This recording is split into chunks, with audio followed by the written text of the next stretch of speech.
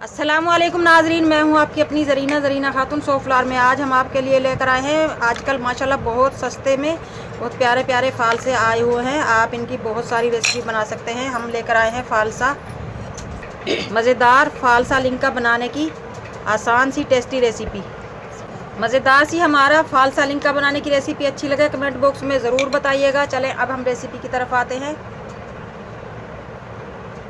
बिस्मिल्लाहिर्रहमानिर्रहीम। आज हम आपके लिए लेकर आए हैं फ़ालसा लिम्का बनाने की रेसिपी। ये फ़ालसा सिरप मैंने बना कर रखा हुआ है, इसका लिंक मैं डिस्क्रिप्शन में दे दूँगी, आप देख सकते हैं मेरे चैनल पर जाकर।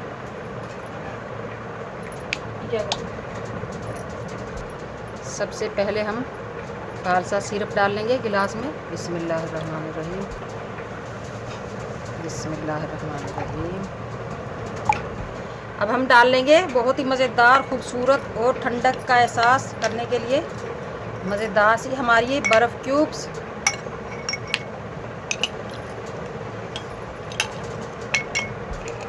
अब हम डाल लेंगे रेड स्टिंग, क्योंकि फ़ालसे भी रेड हैं तो इसलिए हमने स्टिंग भी रेड ली है। माशाल्लाह माशाल्लाह बहुत ही मज़ेदार। अचानक से मेहमान आ जाए, आप कहीं से बाहर बाज़ार से आए हों,